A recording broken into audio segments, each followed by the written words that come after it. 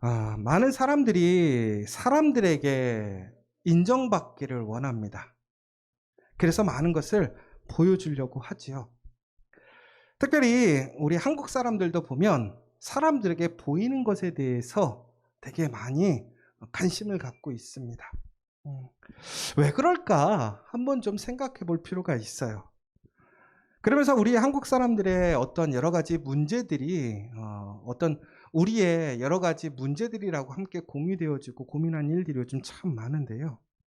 그런데 한편으로는 그러한 우리의 어떤 한국 사람들의 특징들, 심리적인 욕동들이 왜 일어나는가를 좀 생각해 봤으면 좋겠어요. 그러면서 또 오늘 말씀도 그러한 의미로 좀 말씀을 보면 좋지 않을까 생각되어집니다. 왜 그러냐면요.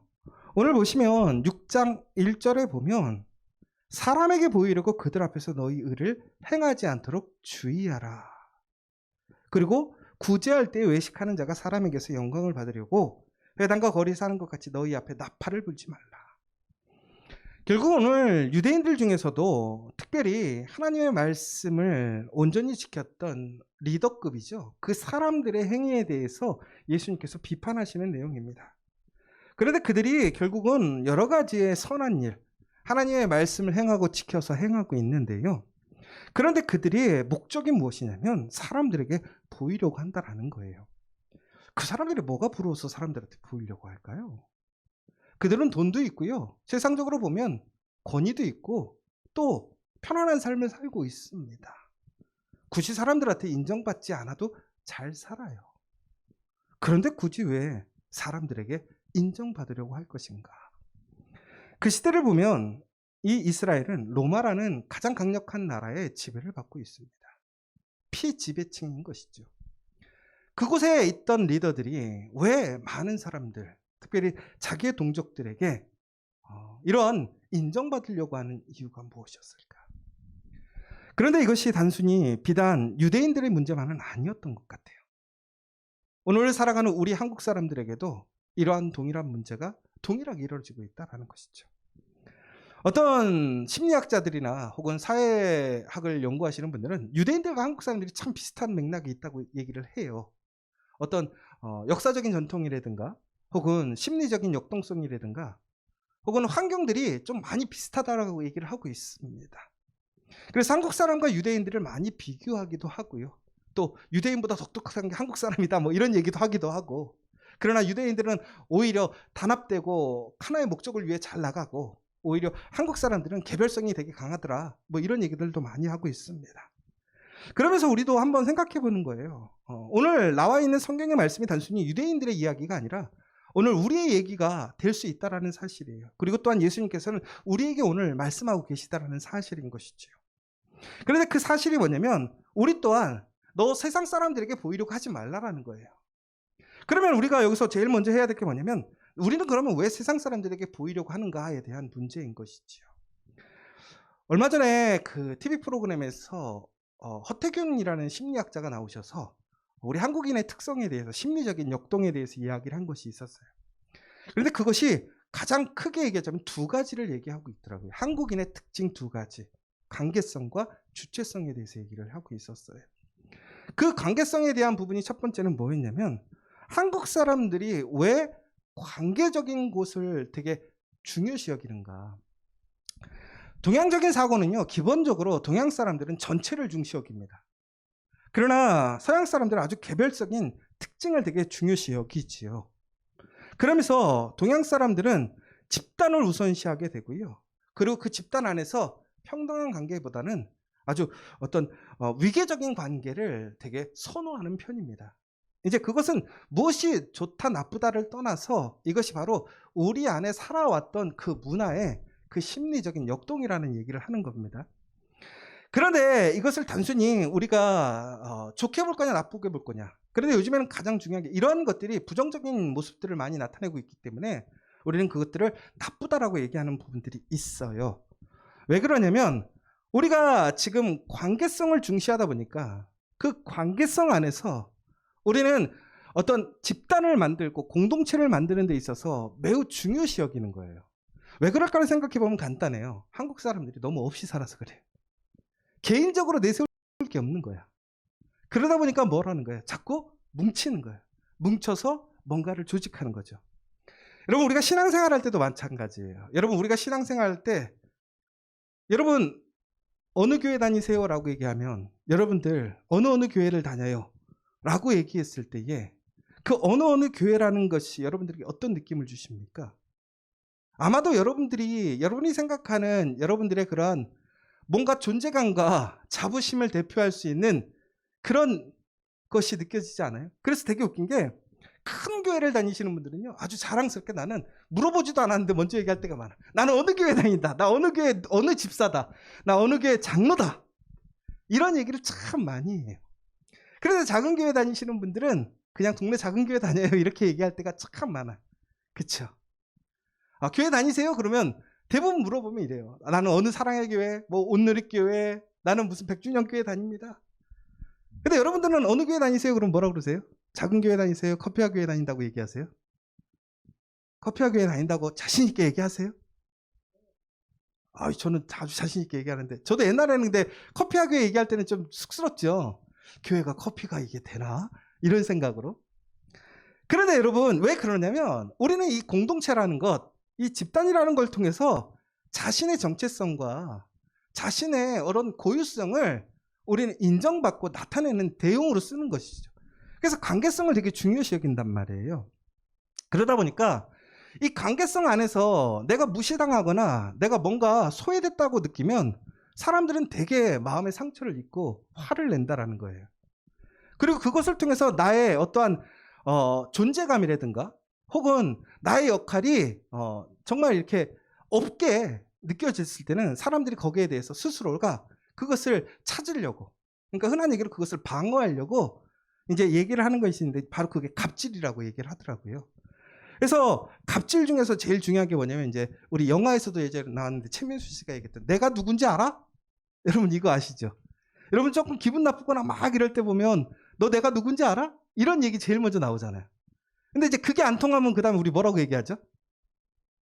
너 우리 아빠가 누군지 알아? 우리 엄마가 누군지 알아? 이게 나온단 말이에요. 내가 안 되면 우리 아빠, 그러다가 안 되면 뭐 하는 거예요? 더 큰 집단을 얘기한단 말이에요. 이게 무슨 얘기냐면 우리는 개인적인 존재감과 정체성이 매우 약한 사람들이었다라는 거예요. 그러다 보니까 뭔가 그룹으로 큰 것들을 자꾸 차지하게 되는 거예요. 그런데 그 안에서 내가 뭔가 소외받았다 싶어지면 그것에 대해서 내가 그것을 확증하기 위해서 갑질을 하는 거예요. 그러니까 이게 나쁜 얘기로 하면 그건 분명히 태도적으로 나쁜 얘기인데, 또 다른 측면에서 보자면 자기 자리가 위협받는다고 생각하는 거예요. 그러니까 자신의 정체성과 존재감, 그리고 하면 자신의 자존감이 매우 낮은 것이지요. 그러니까 한국 사람들 자체가 이런 관계적인 곳에서 자신이 누구인가를 알고 또 그것에서 만족감을 누리던 사람들이라는 사실이에요. 그런데 그러한 관계 속에서 또 한 가지가 있었어요. 뭐냐면 우리는 항상 그런 집단 안에서, 우리가 이제 보면 교회를 예를 들자면, 여러분 교회에서 여러분들 장로님 혹은 권사님, 안수 집사님 이렇게 있어요. 그러면 제가 이제 만약에 우리 박정근 집사님한테 우리 박정근 집사님 이제 내년에 안수 집사 하시죠? 그러면 어떻게 하실 거예요? 왜 갑자기 뜬금없이 물어보나 이럴 거죠. 아니 고은 집사님 작년에 제가 그랬죠. 올해도 그러면 하면 어떻게 하실 거예요? 올해는 안 해? 왜 안 해? 그런데요, 큰 교회들 보세요. 큰 교회에서요, 사람들이 교회를 안 나오는 경우가 있어. 근데 보통 어느 때냐면 임직식을 마치고 나서 교회를 안 나와. 왜 그런 줄 아세요? 장로에 떨어진 거야. 권사에 떨어진 거야. 안수 집사가 안 된 거야. 상처 입어가지고 교회를 안 나오시는 거야. 여러분, 우리가 지금 집사님들이 여기 계세요. 우리 젊은 청년 집사님들 계시고 나이 드신 집사님들도 계시지만, 집사라는 것이 교회 안에서 보면요, 매년 1년마다 임명하게 되어 있어요. 그런데 보편적으로 교회들을 보면요, 작년에 집사였던 분이 올해도 집사를 그대로 이어가요. 그런데 우리 커피와 교회에서는 그러지 않아요. 올해 집사였으면 내년에 꼭 집사가 되지 않는 법도 있어요. 빼기도 해요. 그러면 만약에 기존의 교회에서 만약에 올해 집사였는데 내년에 집사님이 빠지면 그분은 어떻게 될까요? 교회 떠나요. 여러분, 근데 집사라는 직분이 뭐냐면, 엄밀히 보자면 이 집사는 봉사하는 거예요. 헌신하는 거예요. 지금 제가 우리 청년 또 우리 집사님한테 내년에 안수 집사 하시죠? 라고 이렇게 물어봤을 때 왜 안 하겠어요? 라고 얘기하는 거냐면, 그 자리가 너무나 헌신하고 또한 봉사해야 하는 자리이기 때문에 내가 부족하다고 느끼는 거죠.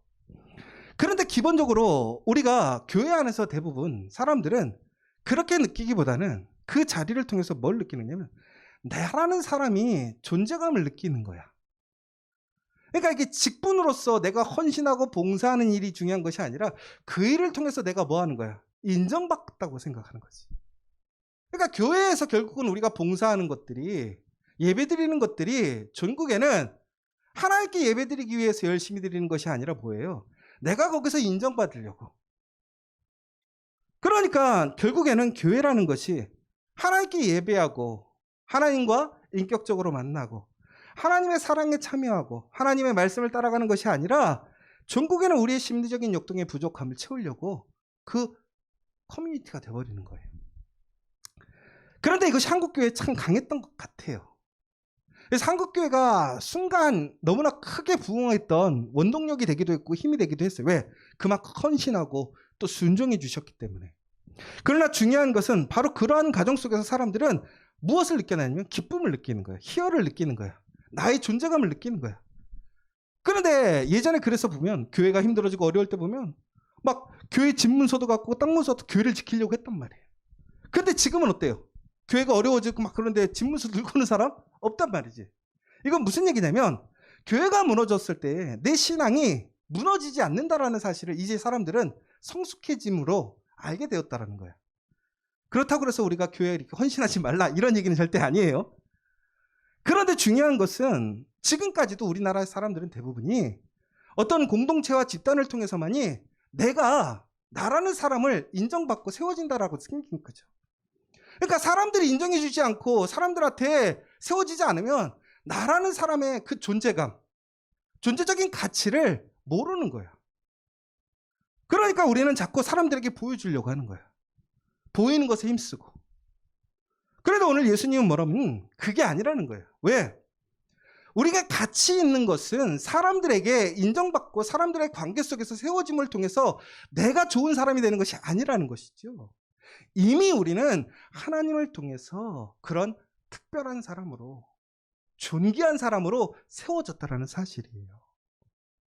그러니까 우리가 어떤 공동체에 속해 있지 않던, 혹은 사람들의 관계 속에서 내가 특별한 일을 맡지 않던 간에 우리는 모두가 다 어떻다라는 거예요. 다 하나님 안에서 특별한 사람이고 하나님의 은혜에 참여한 사람이라는 거예요. 무엇보다 하나님의 자녀이고 아들, 딸이라는 사실인 것이지요. 그러니까 우리가 관심을 갖고 바라봐야 할 것은 하나님이지 사람들이 아니라는 거예요. 그런데 그 시대의 유대인들은, 특별히 유대인들 그 리더들은 그들이 선민이라고 생각했다라는 거예요. 특별한 나라, 특별한 사람들이라고 생각했어요. 그런데 그들이 지금 로마라는 나라한테 어떻게 하는 거예요? 지배를 받고 있어요. 그러니까 얼마나 자존심이 상하겠어요. 존재감을 느끼지 못하는 거죠. 거기다가 자신들이 무엇인가 특별하게 사람들에게 인정을 받아야 되지. 내가 특별한 사람이고 내가 특별한 하나님의 선민이라는 것을 확증할 수 있는 거죠. 그러니까 어떻게 하는 거예요? 사람들을 자꾸 보이려고 하는 거예요. 나팔 부는 거예요. 이야기하는 거예요. 그래서 뭐 하려고? 칭찬받으려고. 대단하시군요. 그런데 분명히 하나님께서는 뭐라고 하셨어요? 너희가 그러면 하늘나라에 상급이 없다라는 거예요. 그렇게 하지 않아도 너희에겐 하나님의 상급이 있다라는 거예요. 왜? 너희가 이미 나의 특별한 자녀이기 때문에. 나는 너희들을 위해서 나의 사랑하는 가장 중요한 아들마저도 내어준 너희들은 그런 존귀한 사람들이기 때문에 너희에게는 그런 관계 안에서 다른 것을 쫓고 힘을 쏟고 보이려고 하지 않아도 너희 자체를 하나님은 사랑하신다라고 얘기를 하는 거예요. 바로 여러분들이 그러한 한 사람 한 사람이라는 사실을 기억하십시오. 여러분, 교회 공동체라는 것이 왜 중요한가? 결국은 우리가 관계성을 세우기 때문에 참 중요한 것 같아요. 그런데 중요한 것은 이것이 관계성이 다 틀렸냐 그렇진 않아요. 우리는 관계성을 추구할 수밖에 없어요. 태생적으로. 왜 그런 줄 아십니까? 하나님께서 우리를 창조하셨다라고 성경에 나와 있어요. 근데 중요한 것은 하나님의 형상을 따라 우리를 창조하셨다라고 나와 있어요. 결국은 우리는 하나님과 하나였다라는 거예요. 그런데 하나님과 분리가 되었습니다. 결국은 우리는 관계를 통해서 하나 되었던 사람들이에요. 그런데 그 관계가 끊어진 거야. 그러니까 우리는 항상 어떻게 한 거예요? 부족함을 느끼는 거예요. 그래서 하나님께서는 예수 그리스도를 통해서 우리가 다시 하나님과 하나 되게 하신 거예요. 그러므로 우리는 예수님을 통해서만이 우리는 온전한 평안과 기쁨과 우리 한 사람의 한 사람의 가치를 알 수 있는 거예요. 존재적인 이유를 알 수 있는 거예요. 그렇지 않고는 우리는 항상 관계적인 그 불안과 또한 분리되어 있는 상태 속에서 항상 부족함을 느낄 수밖에 없어요. 공허할 수밖에 없어요. 여러분, 돈이 많아지고 요즘 일이 잘 된다고 여러분들 항상 마음이 편안하십니까? 내가 사랑하는 사람과 함께 있는다고 해서 내 마음이 항상 편안하십니까? 우리 안에 항상 뭔지 모르겠지만 그 불안과 두려움과 채워지지 않는 그런 부분들이 항상 남아있어요. 그게 왜 그러느냐? 바로 하나님께서 우리를 창조하셔서 우리는 하나님과 하나 되지 않으면, 하나님과 우리가 하나의 새로운 피조물이 되지 않으면 우리는 참된 평안과 기쁨이 없다라는 사실이에요. 그러면 중요한 것은 왜 우리는 이렇게 또 사람들과의 관계성을 추구하게 될까? 종국에는 하나님께서 우리를 창조하실 때에 하나님은 우리와 수직적인 관계뿐만이 아니라 수평적인 관계도 가지고 계셨다는 거예요. 이게 무슨 얘기냐면 하나님과 우리는 수평적인 관계가 될 수가 없어요. 하나님은 우리를 창조하신 창조자니까. 그런데 우리가 하나님이 누구시냐면 하나님은 성자, 성녀, 성부의 하나님이시란 말이에요. 결국은 하나님은 한 분이시지만 3위격을 갖고 계신다. 그 안에 관계가 있단 말이에요. 수평적인 관계가. 그러므로 우리는 어떻게 하는 거냐? 우리의 삶 속에서 그 수직적인 관계 안에서 더 나아가서는 수평적인 관계로 하나가 될 때에 전국에는 풍성한 삶을 누리게 되는 것이고 온전한 관계를 누리게 된다는 거예요. 그런데 우리는 어떻게 하는 거예요? 수평적인 관계만을 계속 찾는 거예요. 그 안에서 인정받고 세워지기만을 원하는 거예요. 전국에는 하나님 없이는 결코 우리의 삶에 많은 관계가 세워진다, 뭐 좋은 관계들이 만들어진다 하더라도 거기에는 참된 위로와 평안이 없더라는 것이죠. 그런데 중요한 것은 그러면 하나님과의 관계만 있으면 되느냐? 결코 그렇지 않아요. 하나님의 관계 안에서 믿음의 자매, 믿음의 형제, 믿음의 공동체가 하나가 될 때에 진정한 평안과 기쁨이, 하나님의 놀라운 은혜를 우리는 소유할 수 있다는 거예요. 여러분, 오늘 우리가 해야 할 일은 무엇이냐면 바로 이처럼 우리는 정말 하나님의 관계를 통해서 그 관계성을 추구하게 만들어져 있다는 거예요. 그리고 하나님의 형상을 통해서 우리는 하나님의 창조성을 받았어요. 왜? 하나님께서 이 세상을 창조하셨던 그 창조의 능력이 우리 안에 들어와 있으니까. 여러분, 그러니까 한국 사람이 얼마나 복된 사람인 줄 아세요? 그래서 한국 사람들이요, 종교성이 강해. 무엇보다 기독교인들의 그 뜨거움이 강한 게 하나님의 그 놀라운 성품을 많이 담은 게 한국 사람들이야. 그러니까 여러분, 그 작은 나라가 세계에서 그런 강력한 부흥의 역사, 교회의 역사를 경험하게 되었던 것이죠. 그런데 문제는 뭐냐면 이것이 우리 스스로의 생각으로 고착화되기 시작했다라는 거예요. 하나님이 아니라 사람들에게 보이려고 하고 사람들에게 인정받으려고 하고 더 나아가서는 내 생각, 내 판단대로 나아가기 시작해버렸다라는 거예요. 그런데 예수님이 뭐라고 얘기하시는 거예요? 틀렸다라는 거예요. 그렇게 나가지 말라라는 거예요. 그러면 결국은 우리가 해야 할 것은 뭐냐? 바로 온전하게 하나님과의 관계를 통해서 진정한 관계가 무엇인가를 알아야 된다는 거예요. 하나님의 관계를 통해서 예수 그리스도를 통해서 우리가 새로운 피조물이 되었을 때 그 피조물을 통해서 주시는 하나님의 은혜와 영광을 소유하고 경험할 수 있어야 된다는 거예요. 더 나아가서는 그러기 위하여 하나님이 주신 그 창조성을 통해서 우리는 어떠한 시험과 도전 앞에서도 멈추는 것이 아니라 우리는 하나님의 약속을 붙들고 나아가서 결국에는 그것에서 승리하는 사람들이 되어야 한다는 사실이에요. 그러려면 어떻게 해야 될까? 다시 원론적으로 얘기하면 우리는 그 관계 안에서 그것들을 협력하여 선을 이룰 수 있는 사람들이 되어야 한다는 거예요. 그러려면 우리 공동체가 어떻게 될까 고민을 해보는 거예요. 첫째, 먼저 우리는 바로 이런 욕구가 있다는 사실을 인정해 줘야 돼. 공동체에서 인정받고 싶은 욕구가 있는 거예요. 그러면 어떻게 해야 될까요? 우리 공동체 안에서 우리는 그 한 사람 한 사람들의 가치를 인정해주고 그 사람이 어떠한 사람인지를 보여줄 수 있는 공동체가 돼야 돼. 저는 우리 커피와 교회에서 정말 다양한 사람들이 있는 거 알아요. 그러나 그 사람들마다 하나님께서 그 사람을 향한 특별한 계획이 있어요. 그 사람만의 고유한 하나님의 은사가 있고 하나님의 목적이 있다라는 거예요. 결국은 교회가 해야 할 일은 뭐냐? 바로 그가 하나님을 만나서 그 존귀한 사람이라는 것을 알게 하고 더 나아가서는 이 공동체 안에서 그 사람이 그러한 존귀한 사람으로서 세움을 받을 수 있도록 협력하고 세워주는 것이 바로 공동체의 역할이라는 거예요. 교회의 역할이라는 거예요. 교회에서는 내가 높아지려는 것이 아니라 내가 인정받으려고 하는 것이 아니라 바로 다른 사람들이 하나님을 알지 못하고 오히려 하나님을 경험하지 못했던 사람들이 하나님을 통해서 세워지고 인정받고 그가 하나님의 그 평안과 위로를 경험할 수 있도록 해주는 것이 진정한 교회라는 거예요. 더 나아가서는 우리의 은사들을 인정해줘야 돼. 이게 무슨 얘기냐면 사람마다 다 가치관이 다르고 은사가 달라. 그런데 말이야, 나 때는 말이야 이런 거 있잖아요. 나 때는 말이야. 교회에서도 나 때는 말이야가 있어. 아니에요. 각각의 은사가 있어. 각자의 사람들의 목적이 있고 부르심이 있어. 그렇다면 나의 목적도 존귀하고 아름다운 거야. 다른 사람도 마찬가지인 거죠. 종국에는 서로가 서로의 그것들을 인정해주고 그것들이 더 잘 세워지고 그것이 얼마나 하나님의 은혜와 복이었는가를 확인시켜주고 돕는 것이 바로 믿음의 공동체가 해야 할 일이라는 거예요. 저는 우리 커피와 교회가 바로 그러한 믿음의 공동체가 되기를 원합니다.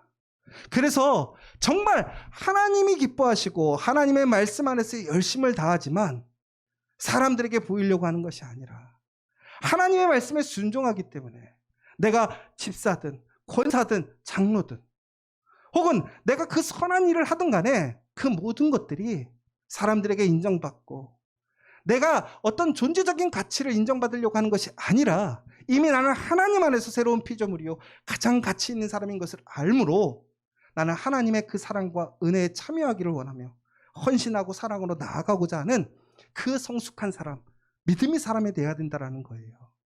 그러므로 우리가 해야 할 일은 뭐냐? 사람을 보는 것이 아니라 하나님을 바라봐야 된다는 거예요. 사랑하는 여러분, 오늘 그 하나님의 사랑과 은혜가 여러분에게 있음을 기억하십시오. 세상 속에서 우리가 멋진 백, 멋진 직장 혹은 수많은 재산이 없을지라도 우리의 가치는 변화가 없어요. 왜? 하나님이 우리의 아버지시니까. 하나님이 예수의 보혈의 능력을 우리로 살리셨으니까. 제가 오늘 결혼학교를 하면서 마지막에 할 얘기가 이거였어요.